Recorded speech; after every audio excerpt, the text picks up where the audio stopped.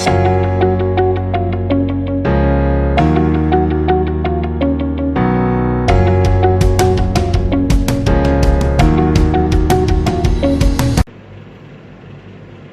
Everyone, welcome to cam aroma. आज की इस क्लास में हम SN1 रिएक्शन को क्या करेंगे, कंप्लीट करेंगे। तो देखो, लास्ट क्लास में हम क्या पढ़ रहे थे, स्टीरियोकेमिस्ट्री ऑफ SN1 रिएक्शन। तो यहाँ पे हमने क्या किया था, SN1 रिएक्शन की स्टीरियोकेमिस्ट्री में आपने क्या देखा था कि आपके पास जो प्रोडक्ट मिलता है वो क्या मिलता है, रेसिमिक मिक्सचर मिलता है। रेसिमिक मिक्सचर का मीनिंग क्या है कि आपको जो प्रोडक्ट में मिलेगा वो क्या मिलता है, इन्वर्जन बी मिलता है और साथ के साथ क्या होता है, रिटेंशन भी मिलता है।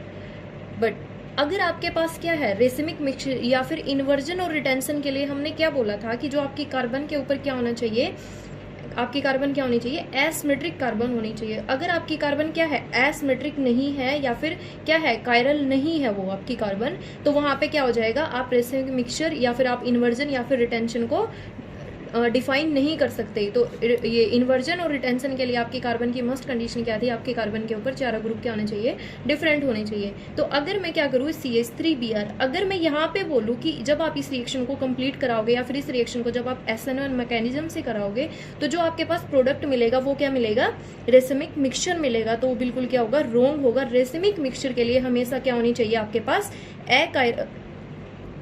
कायरल या फिर एसिमेट्रिक सेंटर क्या होना चाहिए, प्रेजेंट होना चाहिए। जब आपके पास एसिमेट्रिक या फिर कायरल कार्बन प्रेजेंट होगा उसी टाइम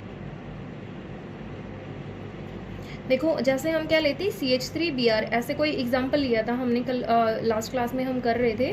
तो देखो, जैसे ही मैंने क्या लिया, CH3Br, अब जैसे ही मैं इस रिएक्शन को कंप्लीट कराऊंगी तो हम क्या बोलते हैं कि SN1 में नॉर्मली क्या होता है, आपको रेसिमिक मिक्सचर मिलता है। बट देखो यहाँ पे जो ये कार्बन है, इस कार्बन के पास जो आपके पास 3 हाइड्रोजन है वो बिल्कुल सेम है और एक ग्रुप क्या आपके पास डिफरेंट है।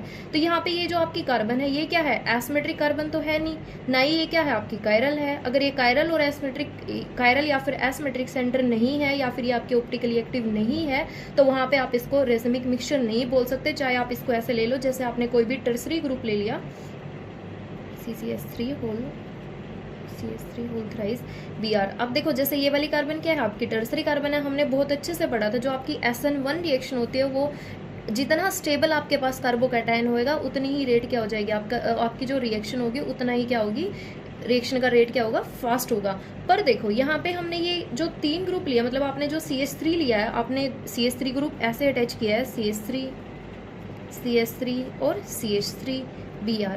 यहाँ पे आप ऐसा नहीं बोल सकते कि जब आप इस रिएक्शन को SN1 मैकेनिज्म से क्या करोगे, प्रोसीड करवाओगे, तो आपको जो प्रोडक्ट मिलेगा वो क्या होगा, एक आपको इन्वर्जन मिलेगा और दूसरा आपको क्या मिलेगा, रिटेंशन मिलेगा। क्योंकि यहाँ पे क्या है, आपकी कार्बन क्या है, एसिमेट्रिक कार्बन नहीं है। तो सबसे पहले आपको क्या करना है, अगर आपको ये बोलना है कि आपकी जो SN1 रिएक्शन होती है वो क्या करती है, रेसिमिक मिक्सचर को फॉलो करती है, तो उसकी मस्ट कंडीशन क्या होनी चाहिए, आपके पास एसिमेट्रिक सेंटर क्या होना चाहिए, प्रेजेंट होना चाहिए। या फिर आप उसे बोल सकते हो कायरल सेंटर, या फिर आप बोल सकते हो उसे ऑप्टिकली एक्टिव कंपाउंड होना चाहिए। मतलब उस कार्बन के पास 4 या फिर 4 डिफरेंट ग्रुप क्या होने चाहिए, अटैच होने चाहिए, तभी आप क्या करोगे, उसे एसिमेट्रिक सेंटर बोलोगे।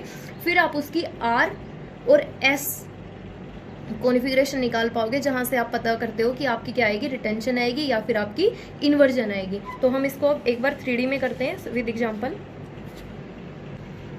एग्जाम्पल स्टार्ट करते हैं। 2 ब्रोमो ऑक्टेन। सेम एग्जाम्पल हमने क्या है, SN2 रिएक्शन में भी किया था, जब हम क्या कर रहे थे, स्टीरियोकेमिस्ट्री ऑफ SN2 कर रहे थे। तो देखो यहाँ पे हम एक बार इसको 3D में ही करते हैं। हमारा जो फेज होता है वो क्या है, 2D में है, तो हम इसको 3D में बनाते हैं। CBr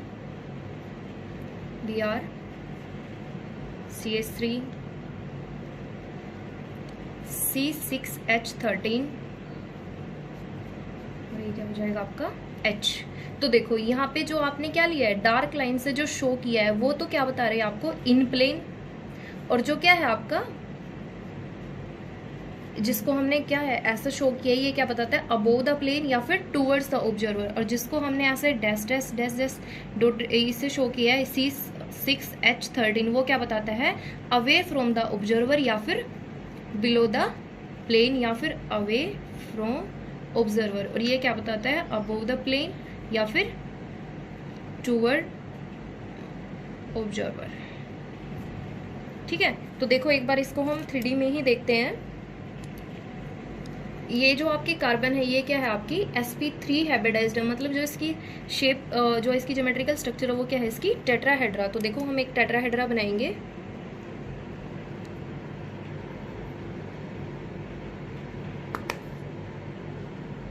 देखो आपका कुछ ऐसा टेट्राहेड्रा बनेगा, ये बिल्कुल परफेक्ट नहीं बन रहा पर कुछ ऐसा होगा, सीखने के लिए अभी ठीक है।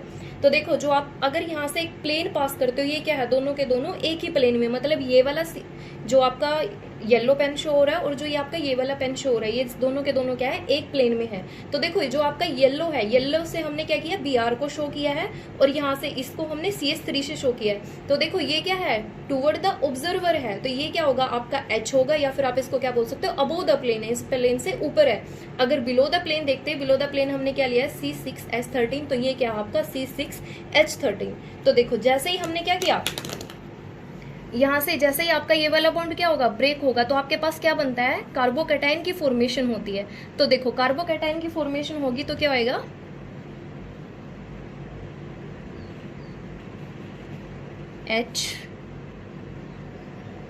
C6H13 और यहाँ पे क्या आ जाएगा आपका CH3। तो देखो आप इसको 3D में कैसे देख सकते हो, आपके पास कुछ ऐसे ये देखो यहाँ से भी क्या कंफर्म हो रहा है। अब ये जो आपकी कार्बन है ये क्या है sp2 कार्बन है, और sp2 क्या होता है आपका प्लेनर। तो आप इसको प्लेनर बना सकते हो। देखो तो देखो ये क्या होता है आपका, इनको बिल्कुल स्ट्रेट होते ही ये क्या है आपका प्लेनर ही है, और ये H अबोव द प्लेन है, ये आपका H को शो कर रहा है। C6H13 जो आपका क्या है बिलो द प्लेन है, CS3 जो आपका इन प्लेन है। तो देखो जैसे ही मैं यहाँ से क्या करती हूँ एक प्लेन को पास करती हूँ, ये सारा का सारा क्या होता है बिल्कुल एक प्लेन में ही एक प्लेन में ही क्या करता है लाई करता है। अब देखो इस यहाँ पे जो आपकी ये सेंटर कार्बन है, सेंट्रल कार्बन है, यहाँ पे क्या है पॉजिटिव चार्ज है और यहाँ पे क्या है Br है, मतलब ये वाला बॉन्ड ही ब्रेक हुआ है ना आपका, जब आपके पास क्या बना है टेट्राहेड्रा सॉरी ये प्लेनर स्ट्रक्चर बनी है। Br आपका यहाँ पे है, तो Br क्या है यहाँ के आसपास ही है आपके। तो देखो एक बार इसी के अकॉर्डिंग करते हैं। ये क्या है आपकी sp2 हाइब्रिडाइज्ड फॉर्म हो चुकी है। अब जैसे ही क्या करेगा आपका न्यूक्लियोफाइल अटैक करेगा, ठीक है। न्यूक्लियोफाइल जब आपका अटैक करेगा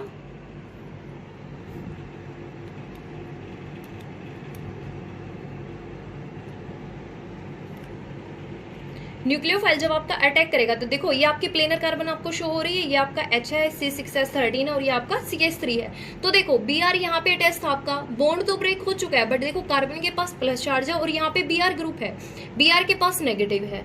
अब जैसे ही आपका न्यूक्लियोफाइल, आपने क्या देखा था आपका न्यूक्लियोफाइल दो वे से क्या करेगा अटैक करेगा, एक तो क्या करेगा फ्रंट से अटैक करेगा, एक क्या करेगा बैक से अटैक करेगा। अब देखो जैसे ही आपका न्यूक्लियोफाइल क्या करता है फ्रंट से अटैक करता है, अब फ्रंट से जब ये अटैक करेगा तो यहाँ पे क्या है Br के पास नेगेटिव चार्ज है, कार्बन के पास पॉजिटिव चार्ज है, बॉन्ड बेशक ब्रेक हो चुका है, बट यहाँ पे क्या होगा थोड़ा सा आपका अट्रैक्शन होगा, अपोजिट चार्ज है तो वो उसको क्या करेगा थोड़ा सा हिंडर्ड कर लेता है। तो यहाँ से जो आपका न्यूक्लियोफाइल अप्रोच करेगा वो इतना इजीली अप्रोच नहीं कर पाता, पर जब आप क्या करते हो बैक साइड अटैक कराते हो तो यहाँ पे क्या होगा आपका न्यूक्लियोफाइल इजीली अप्रोच कर जाता है। तो देखो Br बिल्कुल इस साइड था और इसी साइड अगर आपका न्यूक्लियोफाइल अटैच हो रहा है तो उसे क्या बोलते हो आप रिटेंशन। अगर क्या कर रहा है बिल्कुल बैक साइड में अगर वो अटैच हो रहा है तो उसे आप क्या बोलते हो इन्वर्जन। तो देखो इसको अब हम कॉपी पे करते हैं। तो आपके पास क्या हो रही है दो कंडीशन बनेंगी। तो फर्स्ट कंडीशन में क्या होगा आपका न्यूक्लियोफाइल फ्रंट से अटैक करेगा और सेकंड में क्या करेगा आपका न्यूक्लियोफाइल है जो बैक से अटैक करेगा। तो देखो फर्स्ट में क्या बनेगा आपके पास H C6H13 जब क्या कर रहा है फ्रंट अटैक कर रहा है OH और यहाँ पे क्या आ जाएगा आपका CH3। जब बैक अटैक कर रहा है तो क्या हो जाएगा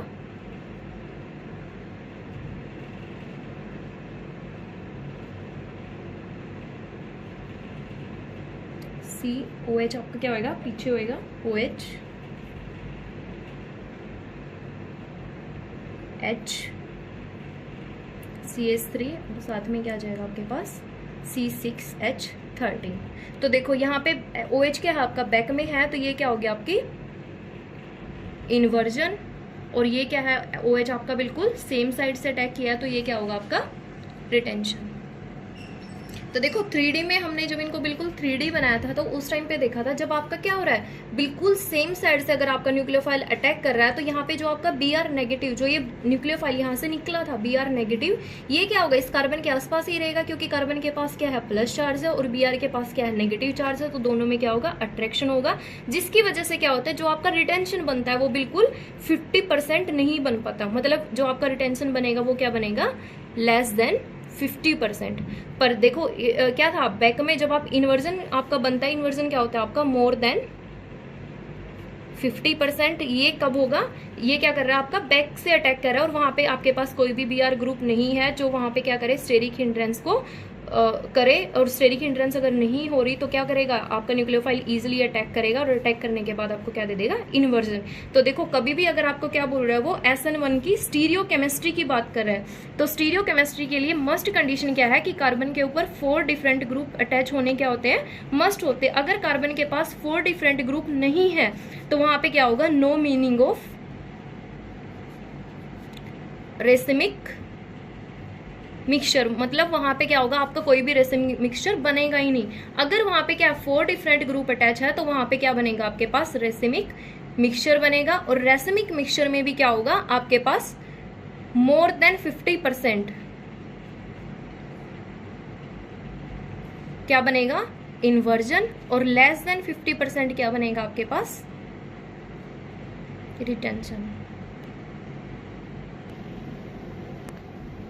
तो देखो आपका जो इन्वर्जन बनता है वो क्या बनता है, मोर देन 50% बनता है, और जो आपका रिटेंशन बनता है वो क्या बनता है, लेस देन 50% बनता है। तो जब भी आप कभी भी ऐसा नहीं बोलोगे कि आपके पास क्या होगा 100% रेसिमाइजेशन होगा, आपके पास क्या होगा मोर देन 50%, तो क्या होगा इन्वर्जन, और लेस देन 50% क्या होगा आपके पास रिटेंशन। ठीक है, अब देखो ये आपको पता ही है, इन्वर्जन और रिटेंशन हम कब बोलते हैं, जब हम इनको क्या करते हैं R और S कॉन्फ़िगरेशन शो करते हैं। तो देखो अगर ये हमारा R था, हम लेट कर रहे हैं, अभी हमने निकाली नहीं है, ये हमने SN2 में बहुत अच्छे से किया था, R और S कॉन्फ़िगरेशन निकालनी, तो हम लेट कर रहे हैं। अगर ये हमारा R है तो रिटेंशन में R से R बनेगा, मतलब बिल्कुल सेम कॉन्फ़िगरेशन होगी, और इन्वर्जन में क्या हो जाएगा, अपोजिट होगी, मतलब R से आपका S बनेगा या फिर S से आपका R बनेगा। तो ठीक है, समझ में आया रिटेंशन और इन्वर्जन कैसे होता है। नेक्स्ट करते हैं हम factor affecting the rate of SN1 reaction. तो देखो SN2 में हमने क्या क्या पढ़ा था, nature of alkyl group in alkyl halide. तो सेम ऐसे ही हम SN1 में भी सेम पढ़ेंगे, nature of alkyl group in alkyl halide. तो देखो आपका जो एल्काइल ग्रुप के ऊपर क्या होता है, आपका SN1 रिएक्शन डिपेंड करता है। तो आपके जो SN1 रिएक्शन का जो रेट है डायरेक्टली प्रोपोर्शनल किसके होएगा, स्टेबिलिटी ऑफ कार्बोकैटायन। मतलब जितना स्टेबल आपका क्या होगा कार्बोकैटायन बनेगा, उतना ही क्या होगा आपका जो रेट है वो इंक्रीज होएगा। तो देखो स्टेबिलिटी ऑफ कार्बोकैटायन आपको बहुत अच्छे से पता है, टर्सरी कार्बोकैटायन आपका मोर स्टेबल होता है, then secondary, then primary, then methyl carbocation. तो यहाँ से क्या होगा, जो आपका रेट ऑफ रिएक्शन है वो किसका ज्यादा होएगा, आपका टर्सरी कार्बोकैटायन क्या होगा, आपकी रिएक्शन के रेट को इंक्रीज करेगा। नेक्स्ट क्या होगा सेकेंडरी, फिर क्या होगा प्राइमरी। पर जो आपकी मिथाइल कार्बोकैटायन या फिर जो प्राइमरी है वो तो आपकी क्या करती है, SN1 रिएक्शन को देती ही नहीं। क्यों नहीं देती, क्योंकि यहाँ पे जो आपका कार्बोकैटायन होता है वो बिल्कुल लेस स्टेबल होता है। बट आप इस रिएक्शन को करवा सकते हो लो टेम्परेचर, मतलब अगर आप उसकी कंडीशन को चेंज कर दो, मतलब टेम्परेचर को बहुत कम कर दो और अपने सोलवेंट की पोलैरिटी को क्या कर दो, बहुत ही हाई कर दो, तो उस टाइम पे आप इस रिएक्शन को करवा सकते हो। अदरवाइज रिएक्शन नहीं होगी। तो आप क्या बोल सकते हो, जो आपका टर्सरी कार्बोकैटायन होगा वो मोर स्टेबल होगा, देन सेकेंडरी, देन प्राइमरी, और यही क्या होगा आपका rate of the reaction. Second क्या होगा आपका, nature of halide group in alkyl halide. देखो जो आपका SN2 में ऑर्डर था बिल्कुल सेम ही ऑर्डर क्या होगा आपका SN1 में होगा। हम यहाँ पे बिल्कुल कम जल्दी स्टडी करेंगे। SN2 में हमने इसको कंप्लीट मतलब डिटेल में स्टडी किया। अगर किसी को बिल्कुल कंप्लीट डिटेल स्टडी देखनी है तो वो हमारा पार्ट 3 जिसमें हमने क्या कर रखा है, SN2 रिएक्शन को करवा रखा है। वहाँ पे हमने इसका फैक्टर अफेक्टिंग ऑफ हैलाइड, मतलब जब आपका हेलोजन ग्रुप का आपके रेट के ऊपर क्या इफेक्ट होता है वही हमने इसमें करा रखा है। तो देखो यहाँ पे हम थोड़ा सा जल्दी करेंगे। हम हेलोजन ग्रुप क्या करते हैं, कोई भी हेलोजन ग्रुप ले सकते हैं, Cl, Br, I और फ्लोरीन। तो देखो यहाँ पे क्या होगा, हमने बोला था कि जो आपकी रिएक्शन के रेट को कौन इंक्रीज करता है, गुड लिविंग ग्रुप। मतलब आपका लिविंग ग्रुप जितना अच्छा होगा, मतलब आपकी रिएक्शन से जो आपका क्या होगा, ग्रुप बहुत जल्दी क्या हो रहा है रिएक्शन से, मतलब ये वाला बॉन्ड ब्रेक हो रहा है या फिर बाहर जा रहा है, वो क्या होता है आपका गुड लिविंग ग्रुप होता है। और गुड लिविंग ग्रुप कौन से होते हैं, जितने भी आपके वीक बेस होते हैं वो सारे के सारे क्या होते हैं, आपके गुड लिविंग ग्रुप होते हैं। और यहाँ पे वीक बेसिस को भी आप ऐसे कर सकते हो, जैसे क्या होता है, ऑल स्ट्रॉन्ग एसिड्स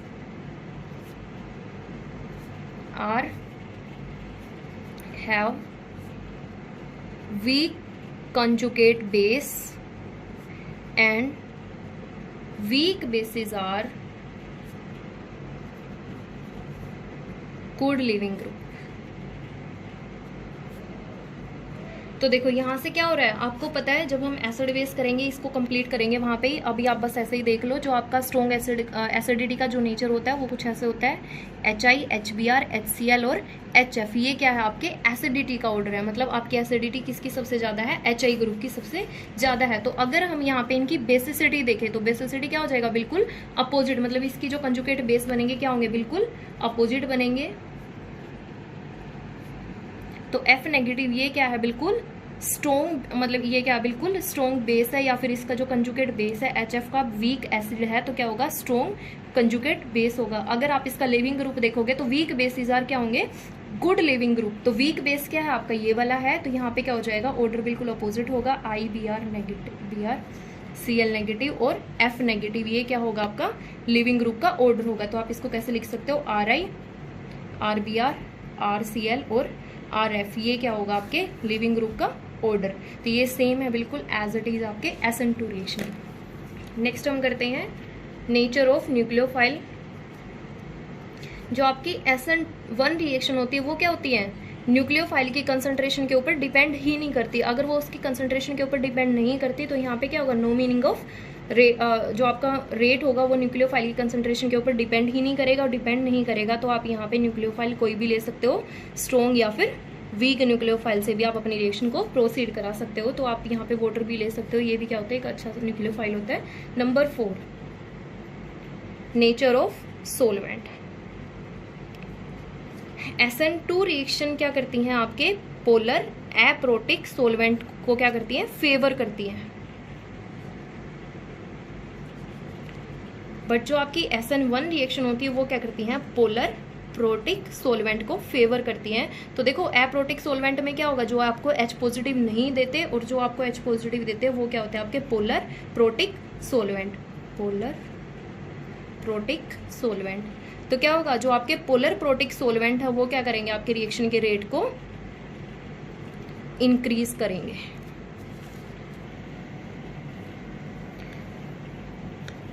देखो polar protic solvent, polar protic solvent मतलब आपकी जो SN1 रिएक्शन होती है वो क्या करती है, पोलर प्रोटिक सोलवेंट को फेवर करती। क्यों फेवर करते हैं, क्योंकि पोलर प्रोटिक सोलवेंट क्या करेंगे, आपके रिएक्टेंट और आपके न्यूक्लियोफाइल दोनों को क्या करेंगे, सोलवेट करते हैं। अगर दोनों को सोलवेट कर रहे हैं तो आपकी जो रिएक्शन का रेट है वो क्या हो रहा है, इंक्रीज हो जाएगा। तो देखो यहाँ पे प्रोटिक क्या करता है, देखो जैसे आपका वहां से क्या निकला था, आपका ये वाला ग्रुप निकल रहा था Br, अब Br भी तो क्या है, आपका न्यूक्लियोफाइल ही है। ये Br क्या कर सकता है, वापिस से आपकी R के साथ भी तो अटैच हो सकता है। तो ये यहाँ से प्रोटिक मतलब जो ये प्रोटॉन क्या करेंगे, इस Br ग्रुप को क्या करेंगे, घेर लेते हैं। क्या करेंगे, अब आपने देखो जो सोलवेंट लिया वो क्या लिया है, वाटर लिया है।